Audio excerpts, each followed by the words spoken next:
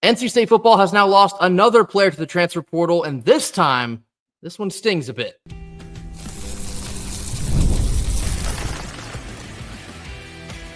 You are Locked On Wolfpack, your daily podcast on the NC State Wolfpack, part of the Locked On Podcast Network, your team every day. What's up, Wolfpack Nation? It's time to get locked in with Locked On. Thanks for making Locked On Wolfpack your first listen each and every day. We are free and available wherever you get your podcast and on YouTube, part of the Locked On Podcast Network, your team every day. Our Tuesday show is brought to you by Gametime. Download the Gametime app, create an account, and use code LOCKEDONCollege for $20 off your first purchase. As always, terms apply. Happy Tuesday to all. As always, I'm Grayson Boone, joined by former Wolfpack defensive tackle Kenton Gibbs. Kenton, another football portal entry occurred on Monday, and this one struck a little too close to home this time around.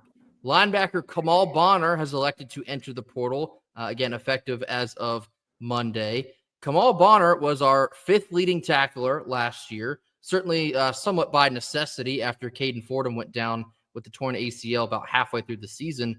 But Kamal Bonner also started to play very well in the back half of the year. I thought he had several stretches where he was probably the second best linebacker on the team right behind Sean Brown. And this one is certainly a more substantial loss here when you're looking at the portal. The college football portal opened just this past week. It will stay open until April the 25th. Kenton, how substantial of a loss is this for NC State's linebacking core? Oh boy. It's extremely substantial. That sigh said a lot right there. This is already a defense that was known. It's a known commodity at this point. You're going to see some struggles. Like that's kind of a known thing here. And we're talking about a drop-off from the defenses that we saw under Gibson.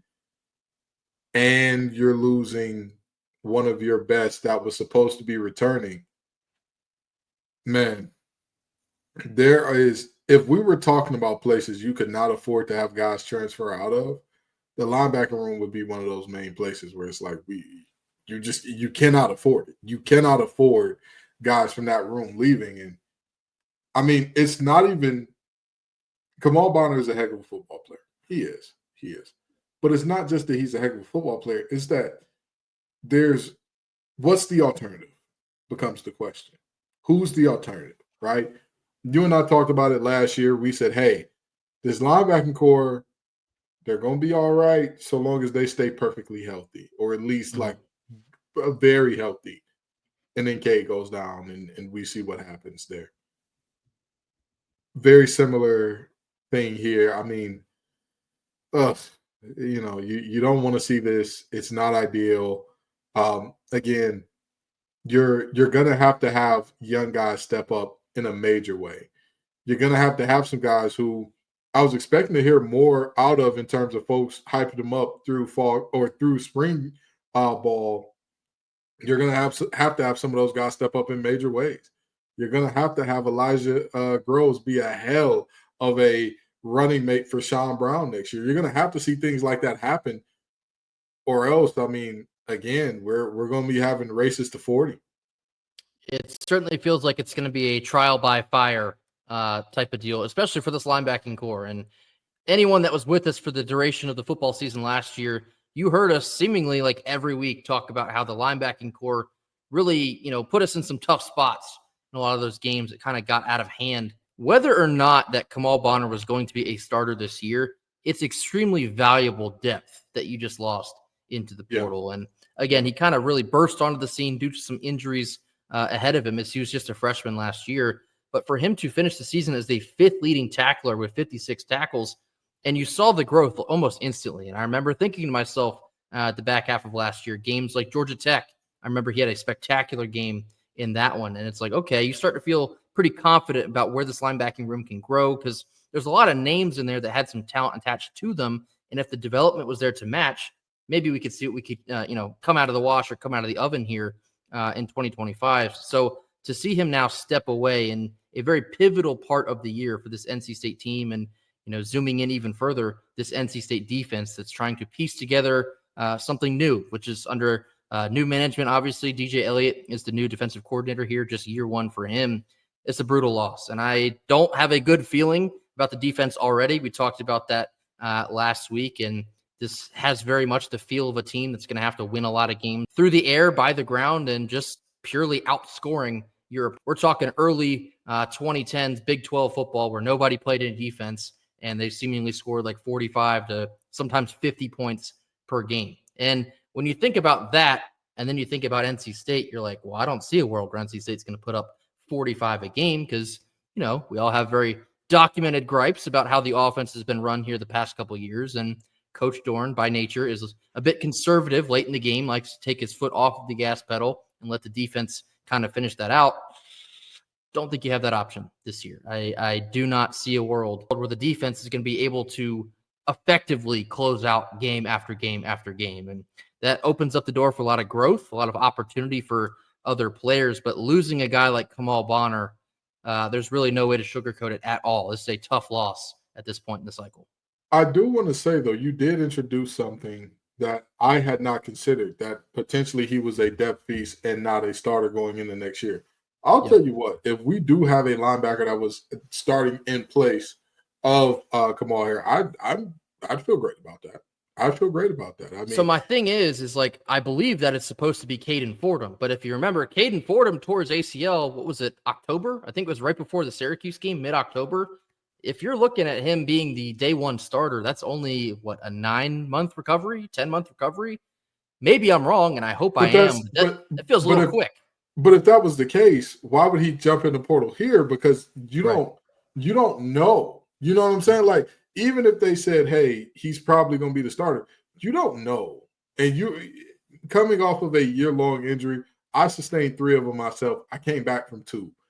Right. You are not quite the same player after you have an entire year off. Even if you're getting stronger, faster, more lean, all that stuff, you're just not the same player in certain regards in terms of coming back from injury. And you have to figure out what is the new normal with whatever is going on with my body. You know what I mean? And so it's not to say that you're a worse player, because some guys get better.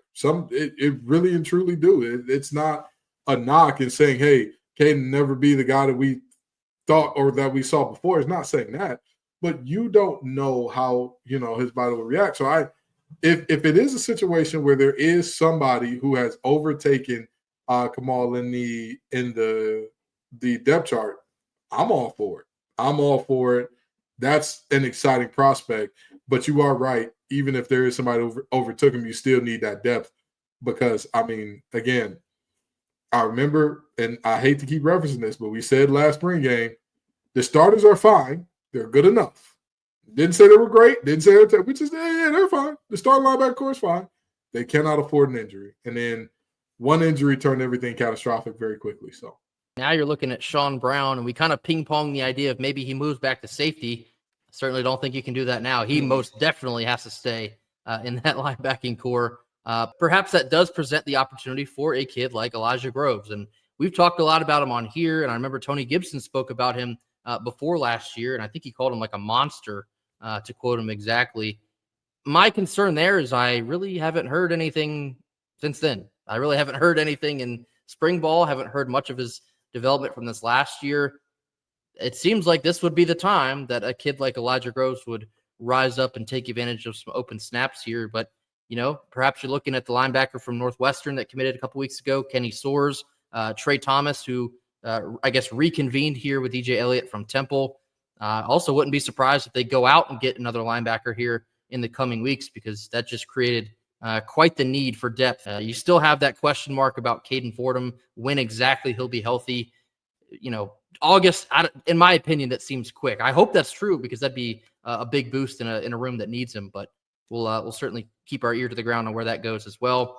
But, any way you look at this, that's a tough loss for the linebacking core, tough loss for the defense, a tough loss for NC State football. So Kamal Bonner's got a very bright future ahead of him. I'm sure wherever he lands, he'll more than likely excel with the talent that he put on tape this past season in the red and white. NC State's certainly going to have to find a way to patch up the void being left behind by rising sophomore Kamal Bonner. Up next, we have a whole lot of nothing, whole lot of something. This comes after a quick word from our sponsors. Our first Tuesday sponsor is Gametime. There's simply nothing like the atmosphere of an NBA playoff game. Every bucket, every defensive stop, and every moment, they all feel huge. It's electric in the arena, and with Gametime, you can be in the arena without the stress of last-minute ticket hunting. Gametime makes it fast and easy to get playoff tickets even when the demand is sky high. Prices on the app actually go down the closer you get to tip-off, and their last-minute deals can help you save up to 60% off on NBA playoff tickets. Their all-in pricing means there's no surprise fees at checkout. What you see is what you pay. And as always, you get that panoramic view of your seat in the app before you buy, so you know exactly what to expect upon arrival. Take the guesswork out of buying tickets with Gametime. Download the Gametime app, create an account, and use code LOCKEDONCollege for $20 off your first purchase. Terms apply. And again, create an account and use redeem code LOCKEDONCollege. That's LOCKEDONCOLLEGE, Locked On College, for $20 off. Download Gametime today. Last minute tickets, lowest price guaranteed. Middle portion of our Tuesday show. Now time for a whole lot of nothing, a whole lot of something. 3 topics. We'll tell you exactly where we stand on them. First one here. So what you're seeing all over social media is a lot of guys that no longer have eligibility, but they're still entering their name into the transfer portal. I saw Dontrez Styles. We saw Ben Middlebrooks. I know Efton Reed's another one from Wake Forest. How are these guys entering the portal without another year of eligibility? Well, to answer that, this is a long question. Sorry. The NCAA is currently reviewing on if the standard eligibility will go from 4 years to 5 years across the board. So there is a potential new world where all college athletes will receive 5 years of eligibility, but it's in process. So those players are essentially banking on that getting passed, and they're entering their name on the portal if that does come to fruition. So to that, I ask you, Kenton, whole lot of nothing, whole lot of something. I hate talking about the courts on these shows because It's the worst. I thought we'd gotten away from this stuff, man. You literally don't know what they're going to shake it out to be, because this could be a whole lot of nothing. This could be a whole lot of something. I mean, right. I'd love to have an Efton Reed if you know that it shakes out in that way that he has eligibility left. But at the same time, this kind of feels like a whole lot of nothing, because I mean, at the moment, that's what it is. This is hopes and the thought of, if this one thing goes right, then we'll have this. And what if it doesn't?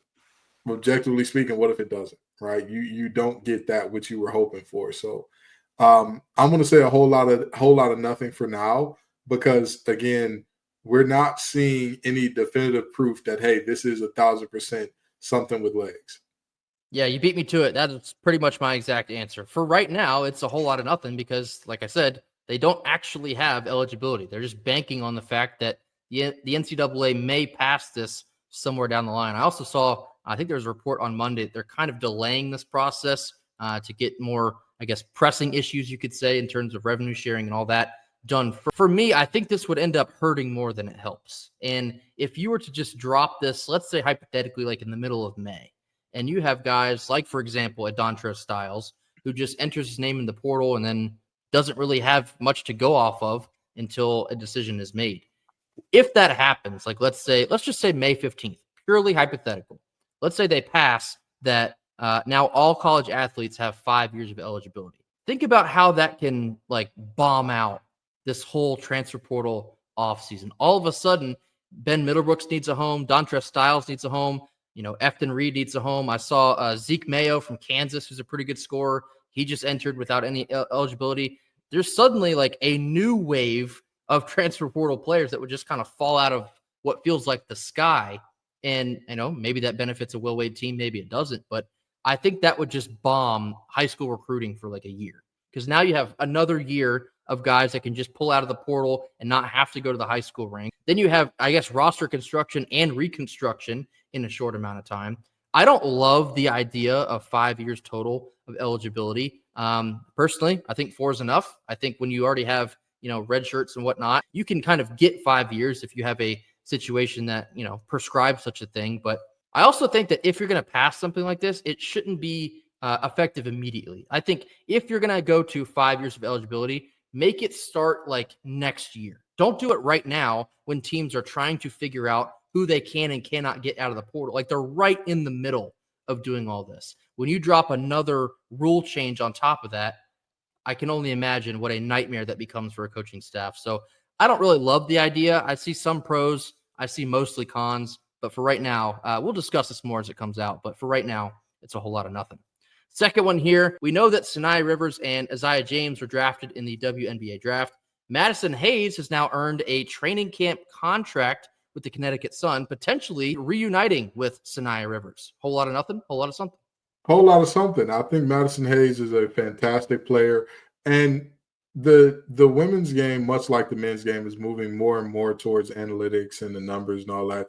And according to analytics, Madison Hayes is much better than she is as a prospect when you don't really use the analytics by and large. Rebound rate through the roof. Excellent three-point shooter. Excellent on-ball defender. Excellent pick-and-roll defender.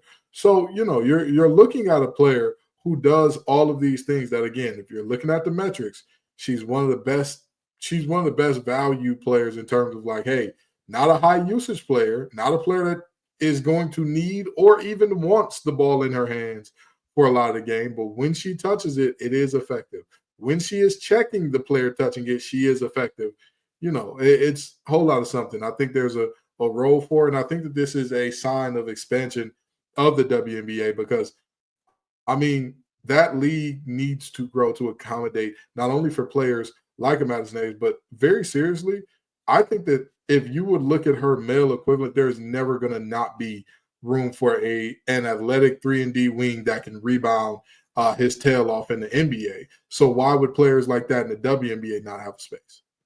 Yeah, I agree. And, kind of in the same breath as like a Reina Perez or Elisa Cunane, we were all kind of shocked they couldn't find some footing in the WNBA because of such great players they were at the college level. I think Maddie Hayes has the potential to be even more valuable than those two. I think Maddie Hayes, for all the reasons that Kenton just outlined, she can be a Swiss Army knife. She can shoot the three. She can rebound. She's a dog defender. There's a lot of really smaller things that she does extremely well that brings a lot of value to whether it's NC State or the Connecticut Sun. And I agree with you, Kenton. I do think there's a very real role for Madison Hayes to be in the WNBA. And another point you touched on there, because there's only a select amount of teams in the WNBA, there's so much talent that really never gets a chance just because they're a victim of a smaller league with less funding and less eyeballs, less everything. And so a player of Maddie Hayes' caliber, not only should she be in this league, but I think she'll get in and stay in because everything that she does well, it will translate to any level of basketball that she will find herself in. So I'm not at all surprised to see her get a shot. And someone like Maddie Hayes, you already know she's going to make the absolute most of it. Last one here, and it will connect to our last segment of the show as well. NC State baseball has now broken back into college baseball polls for the first time since early February. Whole lot of nothing, whole lot of something. Whole lot of nothing. And I say that from a standpoint of I don't care who respects this team or who doesn't. I don't care what the national consensus is, what people think about this team or what the thought isn't about this team. Just go out there and compete. Just go out there and win ball games. Last time national sentiment was high about this team coming into the year, we played like dog water, okay? It was not good. It was objectively not good. And then all of a sudden, when everybody writes this team off, they're, unserious. Elliot Davis. Every time they go to Omaha, next year they missed the tournament, it was looking like it was headed that way. And then once they're written off, all of a sudden, the bats get hot. The pitchers start, the bullpen is playing out of their minds right now. Shoves is an understatement for what those guys have been doing in the past couple of weeks. So a whole lot of nothing. I'm not really too concerned about it. Yeah, the accolades and respect is cool and all that. Just chop wood, carry water, continue to stack days. It's a whole lot of something from a standpoint of being ranked reflects how well this team is playing right now, which is extremely well. But being ranked in itself, I'm with you. It's a whole lot of nothing. Don't care. We want more. We want more than just being ranked. You want to host a regional. You want to get into the super regionals, get into Omaha. That's the stuff that's actually going to matter here in the coming months. And not just that, I'm a lot more concerned with the ACC seeding than I am with being ranked. And now NC State has positioned themselves into the 4 spot as of right now in the ACC because keep in mind, the ACC tournament is no longer pool play. It is single elimination. So if NC State gets a top 4 seed, they get that double bye. If you are anything under an 8 seed in the ACC, Guess what you have to do to win the whole thing? 5 games, in 5 days. You don't want any of that, especially in college baseball. So for NC State playing as well as they are right now in the top 4 in the ACC, if you keep up in there, remember, I said this over a calendar year ago, February of 2024, not 25, of 24. I said that Elliott Avent and NC State baseball would win the 2025 ACC tournament. They're projecting themselves to be in a very comfortable spot to give themselves a good shot to do that. So they're playing very good baseball right now. And sure, the ranking is nice that kind of reflects that, but they want so much more than just a top 25 ranking here in the middle of April. They want to get into the real stuff. And believe me, it's coming. Coming up next, we're staying on the topic of NC State baseball, a week that has been months in the making. A week of massive implications for NC State baseball is here, and it's up to us, the fans, to pack the doke. More on this after a quick word from our sponsors. Our second Tuesday sponsor is PrizePicks. Baseball season is in full swing, and there's no better way to get in on the action than with PrizePicks, the best place for daily fantasy sports. With PrizePicks, all you have to do is pick either more or less on at least 2 player projections, and if you're right, you can win up to 1,000 times your cash. Whether it's strikeouts, RBIs, or first-inning runs, PrizePicks keeps every game more exciting. This week, I'm thinking about Shohei Ohtani for at least a home run, maybe even a stolen base as well, because as good as that guy is, sometimes it is that easy. Setting up a lineup takes less than 60 seconds, and when you win, your payout is quick, safe, and secure. I also always take advantage of Taco Tuesday, where PrizePicks offers discounts on select player projections for even more value. Download the app today and use code LOCKEDONCollege to get $50 instantly after you play your first $5 lineup. That's code LOCKEDONCollege, LOCKEDONCOLLEGE, LOCKEDONCollege, to get $50 instantly after you play your first $5 lineup. Head on over to PrizePicks today. Run your game. Last couple minutes of our Tuesday show. I'll be very transparent. For the next, 5, 6, maybe 7 minutes, I'm cutting a promo. Shout out to Raleigh's Red, who put out the infographic about what this week means for NC State baseball. We do have ECU in town here on Tuesday. It is the ALS awareness game, as they always do. They'll be in the Chris Combs jerseys. ECU will be in their Keith LeClaire jerseys, as it has become tradition as we play ECU, which I think is a very cool thing to do. But number one, we ain't here to only celebrate cool traditions with ECU. We're here to whoop their behind. I am very well documented. I hate ECU. I hate him in baseball, hate him in football, never see him in basketball, but if we did, I'd hate him there too. I need NC State to stand on business beginning here on Tuesday, because after ECU, you have Clemson coming to town this weekend. Clemson is, kind of varies based on what poll you're looking at. Clemson, in most eyes, is the second-ranked team in the country. NC Not State, in the ACC. Not second-ranked in the ACC. They're second-ranked in the world? All right. In the country. In the U.S. of A, baby. So what does that mean for NC State? That means that this week is a control your destiny week. With ECU on Tuesday, Clemson coming up this weekend. If you find 3 to 4 wins out of there, if you sweep the week, you are in fantastic position to put yourself in the hosting conversations. And again, like we just talked about a couple minutes ago, we don't want to just be ranked 20 or 22nd or 25. You want to get in that top 16. You want to host another Raleigh Regional, because we all saw what that means to a program when we did it last year. When you host that regional, you have a leg up to get to Omaha, to get to a, perhaps a favorable super regional. We took their lunch money down in Athens last year, but the point remains, the way that this team is rolling right now, this is the type of week that you dream of as a Wolfpack baseball fan. And to that I say, y'all better pack the doke. We all better pack the doke. We know what NC State fans can do when we rally together, when we row the boat in the same direction. The doke can be an electric atmosphere despite its, capacity limitations. It ain't going to stop us this week. They better hear y'all in every single corner of the state of North Carolina. It is that important. If you want to rally the Pac-9 to what is looking like the biggest week of the season to this point, ladies and gentlemen, the time has come. It is a postseason atmosphere the whole week, not even the weekend, the whole week. We got the Pirates on Tuesday, the Tigers on the weekend. Pac-9 postseason atmosphere. Book it. I want to see y'all at the Doak. It's going to be one hell of a week.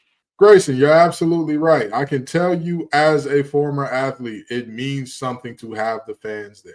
It means something to have your folks going absolutely crazy every time bat hits leather. It means something that every single time you get a striker, it means something that every time you do something good, regardless of the sport. We've talked about this with Reynolds. We've talked about this with the Carter. We've talked about this with the Lenovo Center. The Doak is no different. Yes. Pack that thing out. Be loud. Be rowdy. Stay the whole time. And let the chips fall where they may. But this is going to be a massive, massive week in controlling your own destiny. Because what do you think this team looks like after a potential 4-0 week this week? At that point in time, you're nearing a double-digit game win streak. You've got a sweep over the number 2 team in the nation, or even without a sweep, a series win over the number 2 team in the nation. And you got a rivalry win, which I don't care if ECU is good, bad, or indifferent. We all know the rules. If you scratch a Pirate fan, a dirty foot clubber bleeds, okay? I want to beat them. I want to make sure that they know, hey, going back to Greenville, AMAC was happier here. He was always happier here. Y'all ain't never seen him smile like that before, you know. Y'all was taking him to McDonald's. We took him to Sullivan's and Roof Chris. That's what we did over here. We took him to Perry's. They got free complimentary valet. That's the type of stuff that we had AMAC on. Y'all ain't never seen Omaha over there. So let them know that. And then go to Clemson and tell them the same thing. Show them the same thing. And we can only do that if the Doak is packed. If we've got fans in there going crazy, being ravenous for the full 9 innings. Treat this like the postseason has arrived. This is the biggest week of the season to date. And NC State baseball, the way they're playing right now, they can get to another level with our help. This is where NC State, this is where Wolfpack Nation makes themselves known. You can make a difference. Yes, you, talking to you. You can make a difference this week at the Doak. It's important that we show this team all the support that they deserve. People write off Avent every year for reasons beyond my comprehension. But guess what? This team is right back where they're supposed to be, ranked postseason contention in the top 4 of the ACC. They're doing everything that we said that they would be doing before the season began. They need the support to back that up the rest of the way. Consider the rest of this regular season basically already the postseason. Consider it like the pre-postseason. That's how important these ball games are coming up for the Pac-9. So get out to the Doak. I haven't looked at the weather, hoping it's nice, because if it is, that's even more of a reason. Treat Tuesday like a thirsty Tuesday. Maybe with the Pirates in town, it kind of, develops into that anyway, but beat them at that too. They want to challenge into a beverage off responsibly. Beat them in that too. You want to take on the Pirates and everything, and the Tigers after that. So get out, pack the Doak, support Wolfpack baseball. This is a pivotal week, a control your destiny week for Wolfpack baseball. That will do it for us here on Tuesday. As always, thank you all so much for joining us. Be sure to hit that like button, drop your comments in the comment box. Tell us your thoughts on linebacker Kamal Bonner hitting the portal, Matty Hayes getting a training camp contract, NC State baseball heating up at the right time. Anything else you have on your mind, drop that in the comment box as well. Mash that subscribe button. We'll see you right back here tomorrow on Wednesday for more. And until then, go Pack. Go Pack.